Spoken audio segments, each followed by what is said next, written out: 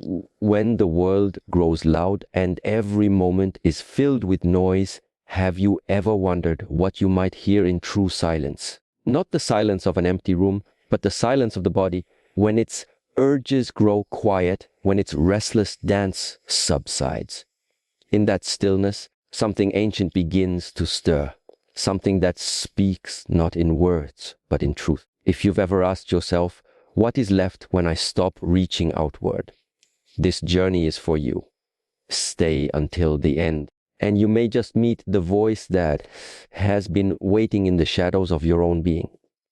When the body becomes still and its countless movements subside, something profound begins to unfold. This stillness is not merely the absence of motion. It is a sacred space where truth begins to rise like mist from the surface of a quiet lake. The silence of the body is not a void, it is an invitation. And in answering it, we enter into an ancient conversation with the self, with life, with the soul. In a world constantly pulling our senses outward towards sensation, validation, possession, the body becomes a vessel of noise. Every craving, every restlessness, every flicker of want, these are like ripples that disturb the water, making it impossible to see what lies beneath. But when the body grows silent, when its urges are met not with reaction but with awareness, the surface begins to calm, and in that reflection we start to see, not just with the eyes, but with the heart. There is a story told in the quiet corners of old temples. A monk once sat in deep meditation, unmoving for many days.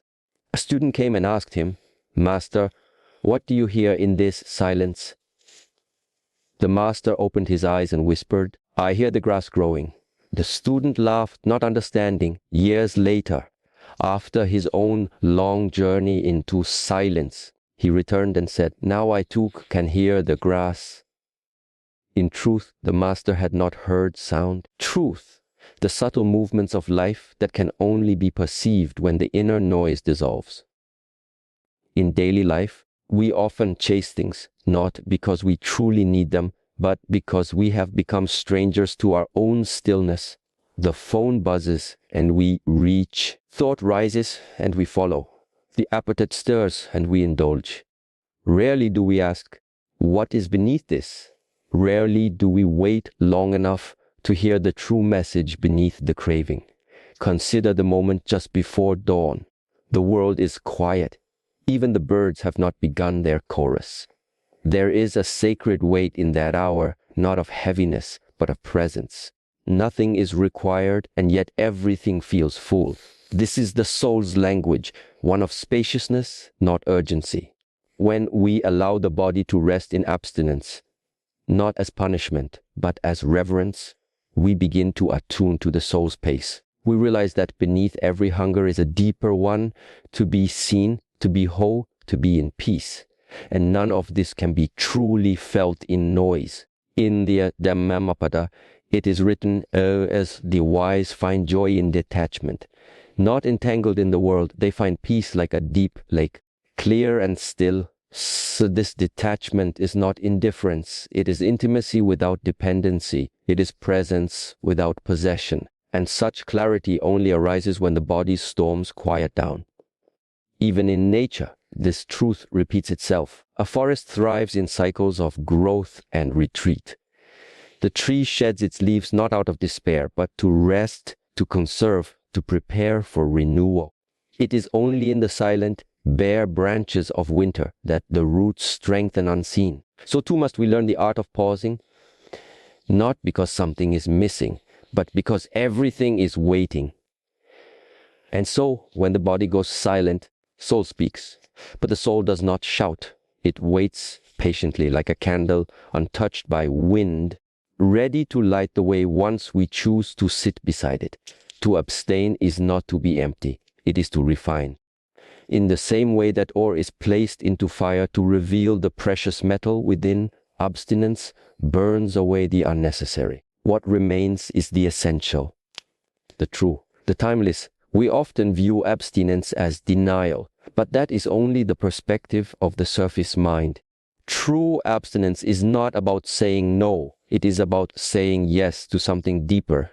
It is a turning away from distraction so that we may turn toward clarity. Not a rejection of pleasure, but a transmutation of it into peace. In a forgotten scroll preserved in a mountain temple, there is a teaching passed between masters. He who consumes every fruit does not taste sweetness. He who waits knows the ripening. To abstain is to wait, not passively, with awareness, with intention, with reverence for the unfolding. A parable speaks of a man who drank from every stream he came across. Never satisfied, always moving, he grew tired, confused, and restless. One day, a hermit stopped him and asked, "Have you ever followed one stream long enough to find its source?" The man shook his head. The hermit replied, "Then you have tasted water, but not truth.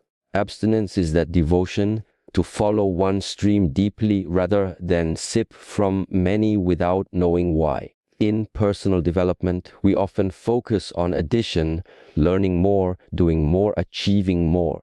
The most profound transformations often come not through gain, but through letting go. Fasting from food can reveal our relationship with comfort.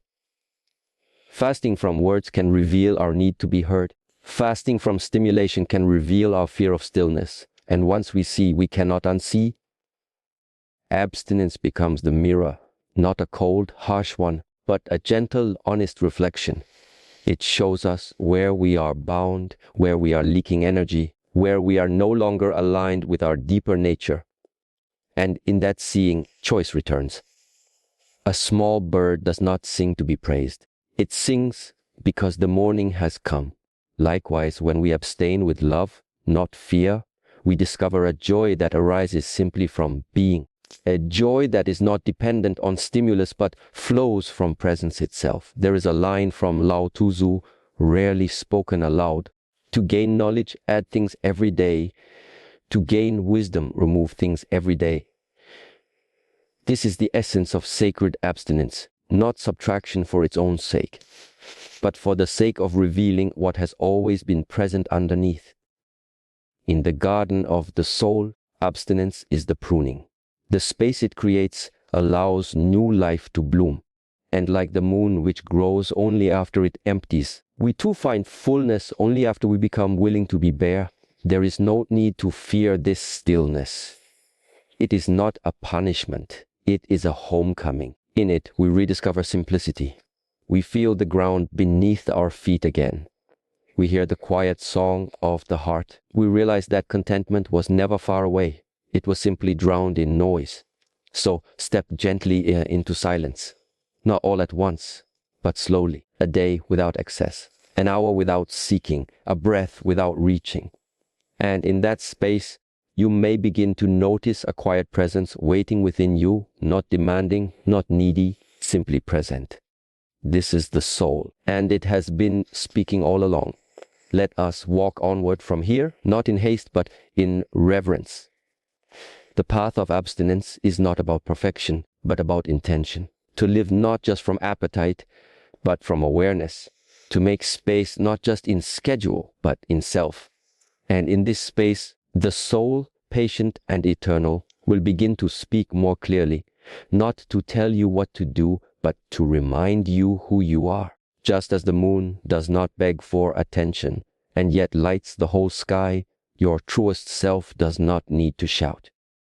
It only needs to be heard. In stillness, in silence, in sacred pause, this is the truth behind abstinence. This is the doorway through which freedom walks in when the winds of the world grow quiet and the outer distractions begin to fade. A subtle truth begins to rise. It is not loud, not sudden. It emerges like dawn over distant mountains, soft, golden, but impossible to ignore once it appears. This is the inner storm, often hidden beneath our daily business, masked by our habits, concealed by constant movement. The stillness we avoid so frequently is not empty, it is a mirror. And when we finally dare to look into it, we meet the part of ourselves we've long abandoned. Stillness is not always serene in the beginning. It is not always comforting. In fact, often reveals what we've kept hidden. The aching, the longing, the unprocessed grief, the relentless seeking. These are not signs of failure. They are signs of honesty. When the body stops running, when we abstain from constant input and stimulation, we begin to notice the storms within, the whirlwind of thoughts, the echoes of past pain, the quiet despair hidden beneath a smile. A story is told of a young warrior who sought enlightenment. He climbed the mountain, fasted, and meditated with fierce determination. One night, a violent storm came, and he grew frightened. The wind howled, and the rain struck his skin like needles. He ran to his master and cried, "Master, I cannot bear the storm." The old master said nothing, only handed him a still bowl of water. "Look," he said. What? "Do you see?" The young man replied, "My reflection." The master then disturbed the water with a single finger. And now, nothing, only chaos. The master whispered, "This is your mind in the storm. Until you are willing to sit with the turbulence, you will never know your true face."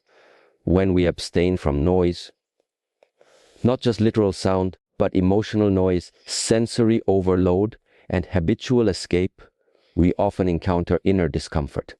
But this is the beginning of seeing clearly.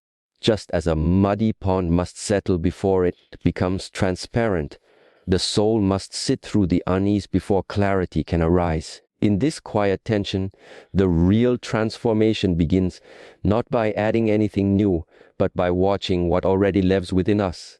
In daily life, the moment we turn off the television, put down the phone, or step away from the crowd, a strange feeling often arises. Emptiness. Not the emptiness of lack, but the absence of distraction.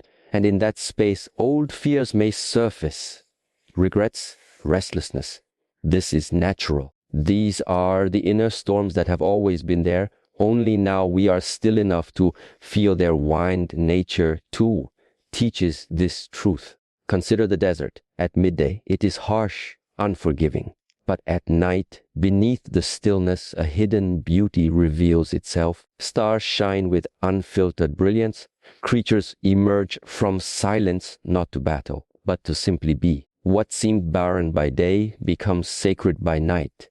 Our own silence is like this. When we dare to dwell in it long enough, treasures emerge that could never be found in noise. From the Vijakataka, Prajaepipa, Ramiti, etc., a Diamond Sutra, comes the verse, "All conditioned phenomena are like a dream, an illusion, a bubble, a shadow.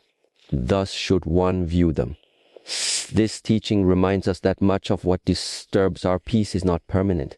It is passing. And only by being still can we see what is real beneath the illusion. This is why abstinence is not just physical. It is mental, emotional, and spiritual. When we fast from indulgence, we begin to feel the cravings. But when we fast from distraction, we begin to feel ourselves. And in that rawness, we touch something sacred. The part of us that does not change with every mood, every moment, every storm. The part of us that Yi witnesses. It is not easy to face the storm. But when we do, we discover that we are not the storm. We are the sky it moves through. We are not the chaos. We are the space in which it dances and fades. This insight is not just calming, it is liberating. When we understand that abstinence leads us to this meeting with the self, we begin to see it not as denial, but as deep acceptance, an act of love. To stop running, to sit with what arises, is the beginning of real freedom. And then comes the deeper revelation that our cravings are not ends in themselves. They are signposts pointing to something more profound.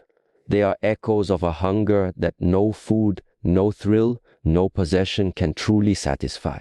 They are the soul's way of whispering, look deeper. See, a child once saw the moon reflected in a pond and reached in to grab it, but his hand only disturbed the water, making the image disappear. He cried, thinking he had lost the moon. An elder came and said, "You were never meant to grab the moon, only to see it." Our cravings are like that reflection. Beautiful, alluring, but never fully ours through grasping. They are meant to guide us inward, not outward. In a more relatable way, imagine someone reaching for food out of boredom. The hunger is not truly physical, it is emotional. It is a desire for connection, for comfort, purpose. But because the world has taught us to fill every emptiness with something external, we keep feeding the surface while starving the core. Nature offers another mirror. Bees do not chase every flower. They move with intention, guided by rhythm, not rush. They follow a pattern, a harmony. The human soul too longs for rhythm, but when we indulge every impulse, we fall out of tune. Abstinence restores this rhythm. It brings us back to the music of our natural state. Calm, intentional, whole. The Stoic philosopher Epictetus once said, freedom is the only worthy goal in life. It is won by disregarding things that lie beyond our control. And often, what lies beyond our control are the cravings that come and go. But we can control how we meet them, with awareness, with space, with sacred pause. When we begin to observe our impulses rather than act on them, we uncover the truth beneath them. Perhaps the desire for intimacy is really the longing to be seen.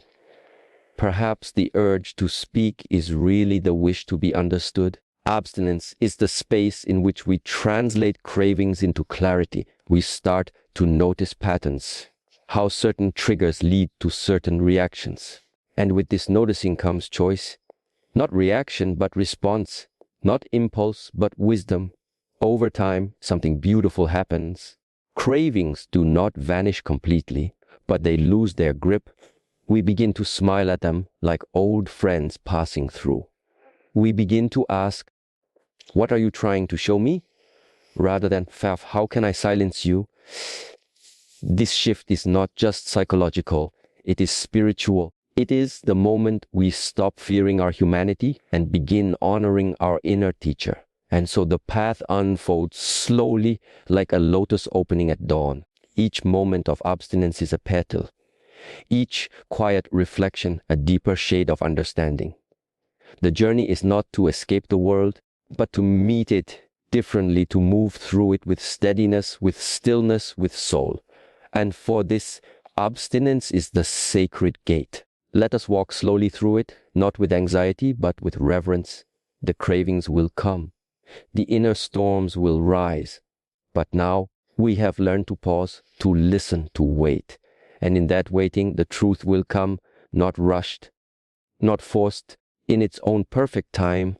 The fire that transforms metal into a sword is not wild, it is contained, focused, and fiercely disciplined. In the same way, the fire of self-discipline does not burn to destroy, it burns to reveal. To walk the path of abstinence is not merely to step away from desire, but to walk steadily through it, forging the raw matter of impulse into something sacred intention. Self-discipline is the invisible thread that holds together the fabric of a meaningful life. It is the quiet force that teaches the body it does not always need to follow the mind, and teaches the mind that not every thought deserves a response.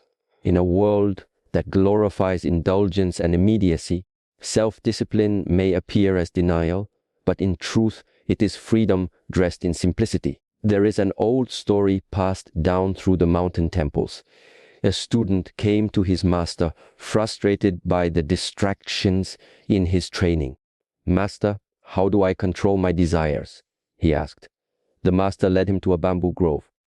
"Strike one of the stalks," he said. The student did. The bamboo bent, then slowly returned upright. The master said, "Desire is like this bamboo. It will bend your will. Self-discipline allows you to return upright. Without it, you will grow in all directions and break in the wind." The student bowed, for he had seen the truth with his own eyes. Discipline is not born in grand gestures. It is built in small moments, in the decision to breathe rather than react, to pause rather than pursue, to remain still rather than escape discomfort. Like the sculptor who carves from stone, not by force but by precision. Discipline shapes the spirit through repetition and reverence. In the garden of everyday life, self-discipline appears in simple acts. Waking with the sun, choosing quiet over noise, walking when it would be easier to sit. It is not about making life harder, but about making life deeper. A person who fasts for a day learns the difference between hunger and habit. A person who holds silence in conversation learns the depth behind every word. In nature, the lesson is everywhere. The river does not rush to the ocean in a single day. It winds patiently, following the shape of the land, wearing down even the hardest rock, not through force, but through consistency. So too does discipline carry us over time, through seasons of growth and decay, never rushed but always certain. From the writings of the sage Senken, the third patriarch of Zen, we read, "Thus, the great way is not difficult for those who have no preferences. When love and hate are both absent, everything becomes clear and undisguised."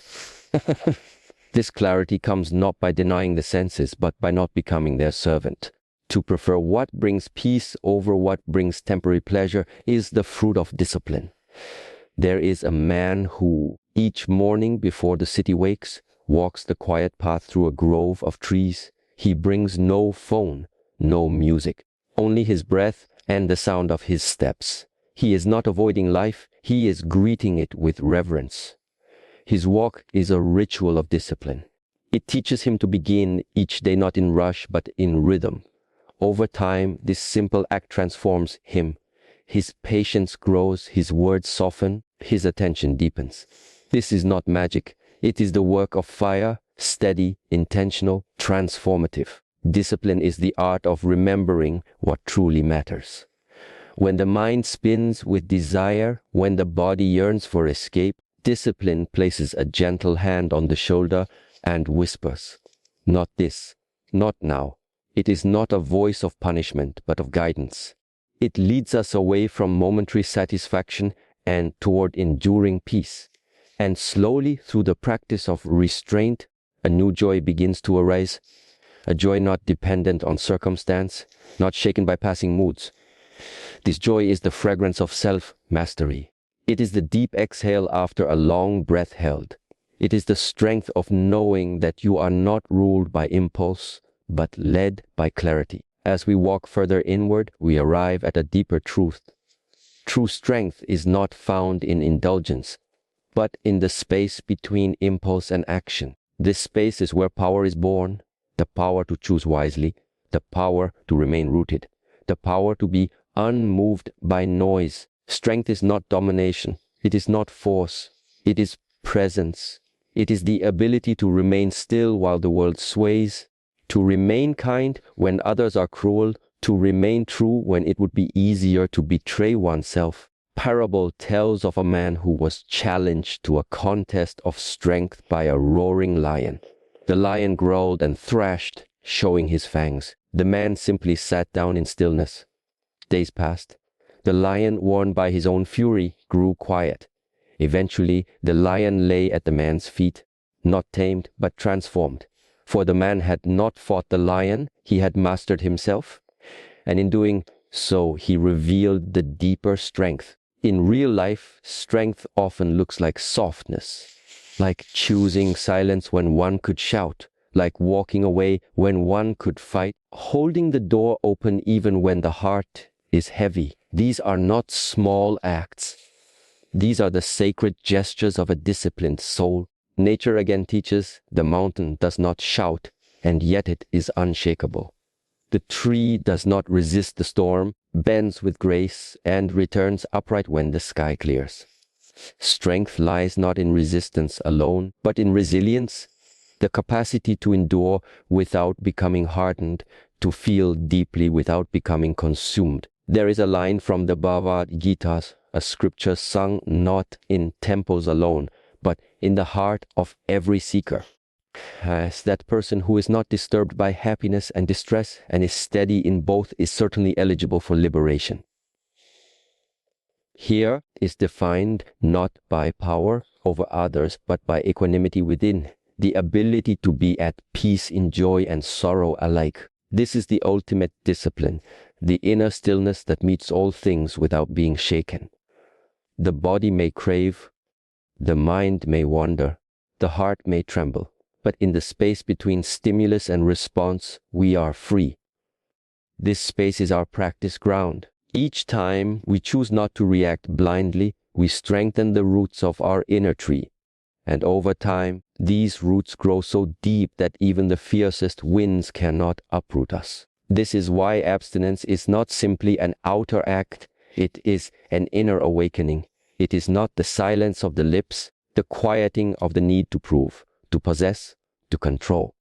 In that silence, true strength speaks, not in declarations, but in presence. Perhaps the greatest strength of all is to live gently in a world that worships force, to hold compassion in the face of cruelty, to remain soft while being strong. This is not weakness. This is mastery. Let us walk this path with humility, not racing, not striving, but breathing, pausing, becoming. Discipline is not a prison. It is a sanctuary. Shelters us from the chaos of our own untrained instincts and invites us to dwell in the clear space of intention. And from this place blossoms, not as a display, but as a way of being, the one who is still in the storm, who sees clearly in the fog, who loves despite the wounds. This is the one who has learned the truth behind abstinence. As we move onward in this quiet journey of self-return, may we carry these truths not as burdens, but as blessings. Let each moment of restraint be a reminder of our inner fire, steady, sacred, and strong. And may we never forget that the soul does not require volume, only space. When the body goes silent and the cravings dissolve into stillness, space opens wide. And in it we discover not emptiness, but wholeness, not silence, but song. When the body goes silent, the soul speaks. And in that sacred silence, you may hear your truest name. Not the one given to you, not the one you perform, but the one only you recognize when all else falls away. This is not a call to reject the world, but to return to yourself, to discover the beauty of restraint, the elegance of simplicity, the strength in silence.